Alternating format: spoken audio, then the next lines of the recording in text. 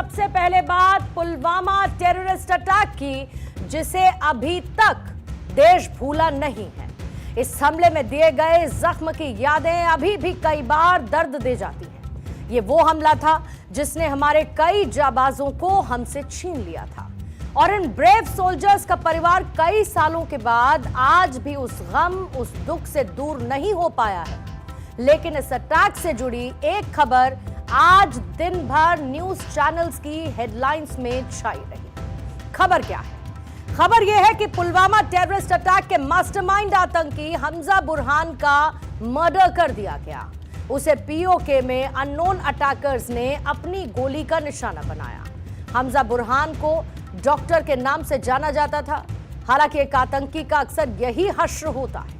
एक रिपोर्ट यह कहती है कि साल 2019 में पुलवामा में जो हमला हुआ, जिसमें भारत के 40 जवान शहीद हुए, और इस हमले के पीछे जो मेन कॉन्स्पिरेटर था, उसके शरीर को पीओके में कुछ लोगों ने गोलियों से छलनी कर दिया। उस पर मुजफ्फराबाद में हमला हुआ था, जहां पर उसका खात्मा हुआ।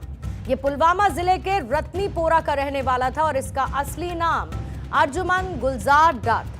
उसे मिनिस्ट्री ऑफ होम अफेयर्स की तरफ से साल 2022 में आतंकी घोषित किया गया था।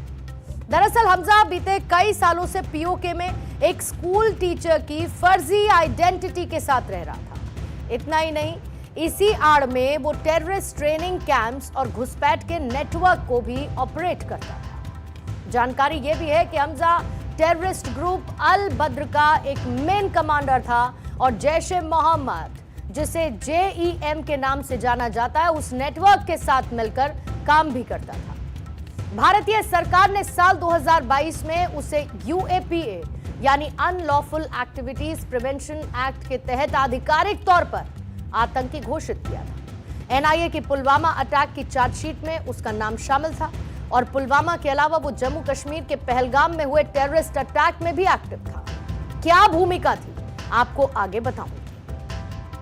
पाकिस्तान जो कि अच्छे और बुरे आतंकवाद में फर्क करता है, आज उसके लिए TTP और BLA बुरे आतंकी हैं। जैश ए मोहम्मद और लश्कर ए तैयबा उसके लिए हीरो हैं।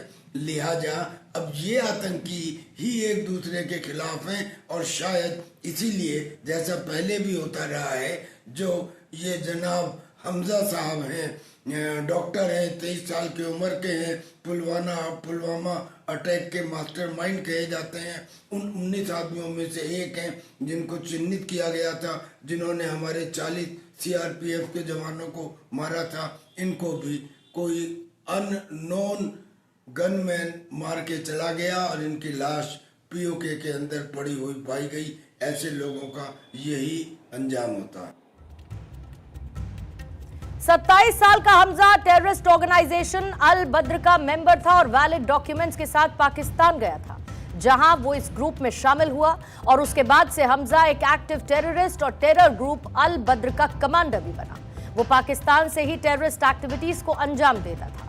मिनिस्ट्री ऑफ होम अफेयर्स ने 2022 में ये जानकारी साझा की थी कि जब से डार पाकिस्तान गया, तब से वो यूथ को इस संगठन में शामिल होने के लिए उकसा रहा था और अल बद्र की टेरर एक्टिविटीज के लिए पैसे भी मुहैया करा रहा था। पुलवामा में CRPF के जवानों पर हुए हमले के पीछे रची गई पूरी साजिश में हमजा का ही हाथ था और सिर्फ पुलवामा नहीं, बल्कि वो कई साजिशों का हिस्सा था।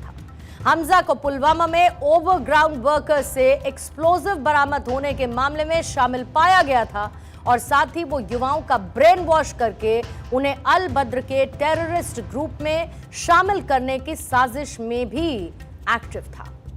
14 फरवरी 2019 की सुबह CRPF का एक बड़ा कॉन्वॉय निकल रहा था।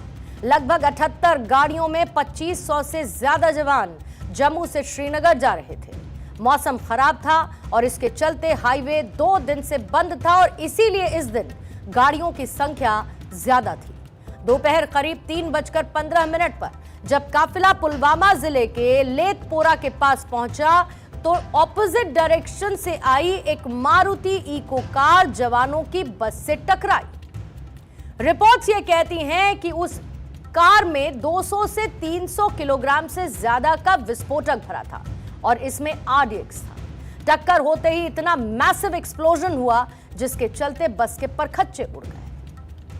इस सुइसाइड अटैक को, आत्मघाती हमले को जिस कश्मीरी लड़के आदिल अहमद डार ने अंजाम दिया वो महज 22 साल का था और पुलवामा का रहने वाला था। इस हमले की जिम्मेदारी पाकिस्तान में ही स्थित टेररिस्ट ग्रुप जैश ए मोहम्मद ने ली थी। एनआईए ने अपनी 13,500 पन्नों की चार्जशीट में जैश प्रमुख मसूद अजहर, उसके भाई अब्दुल रऊफ असगर और साथ ही मेन कॉन्स्पिरेटर उमर फारूक समेत 19 लोगों को नामजद किया है। उमर फारूक जहां पर बाद में मारा गया था। अब आगे बढ़ते हैं और बात करते हैं पहलगाम आतंकी हमले की।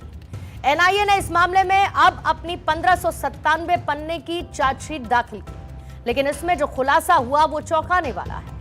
बताया जा रहा है कि टूरिस्ट गाइड ने इस अटैक से जुड़ी कई इंफॉर्मेशन शेयर की थी। इसके चलते सवाल ये उठ रहा है कि अगर ये लोकल गाइड चाहते तो क्या सबकी जान बचाई जा सकती थी। अब थोड़ा सा डिटेल में जाते हैं क्योंकि इस चार्जशीट में बड़ी बड़ी बातें सामने आई। 22 अप्रैल 2025 को पहलगाम की बैसरान घाटी में टेररिस्ट अटैक हुआ। वो तस्वीरें आज भी सबको याद हैं जिसमें कई बेकसूरों की जान चली गई थी।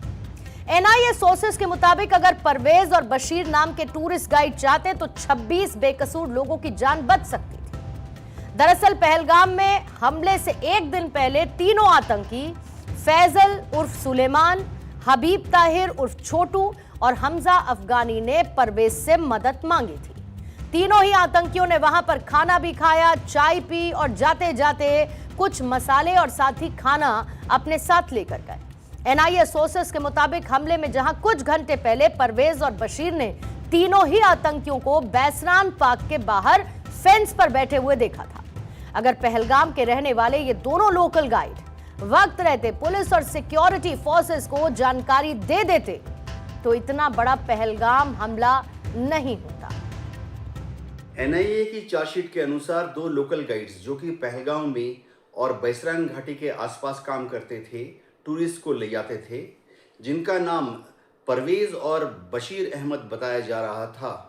इन्होंने ही पाकिस्तान से आए हुए इन आतंकवादियों की मदद की थी।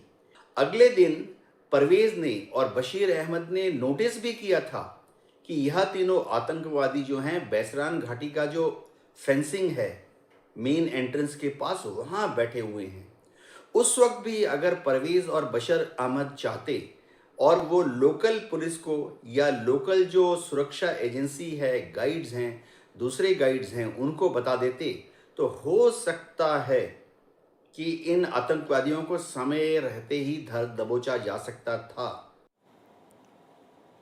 और बाद में इन्हीं लोकल गाइड्स ने ये बात कबूली कि इस अटैक में शामिल तीनों आतंकियों ने अमरनाथ यात्रा और कश्मीर में सिक्योरिटी फोर्सेस के कैंप और उनके मूवमेंट के बारे में पूछताछ की। यानी कि सब कुछ टल सकता था, लेकिन एक बड़ी लापरवाही से इतना बड़ा हमला हुआ। चार्जशीट में उन 3 पाकिस्तानी आतंकियों की सारी डिटेल जानकारी है जिन्होंने बैसरान घाटी में फायरिंग कर मासूम लोगों की जान ली। लेकिन कुछ हफ्ते बाद ही जुलाई 2025 में श्रीनगर के दाती चाम इलाके में इंडियन सिक्योरिटी फोर्सेस की तरफ से चलाए गए ऑपरेशन महादेव में ढेर कर दिए गए। एनआईए के इस चार्जशीट में इतना तो साफ है कि कश्मीर में सीमा पार यानी पाकिस्तान से रची जा रही आतंकी साजिशों को ओवरग्राउंड वर्कर्स यानी जिन्हें OGWs और गाइड्स का लोकल सपोर्ट मिलता है, और ये हमारे सिक्योरिटी फोर्सेस के लिए सबसे बड़ी चुनौती है।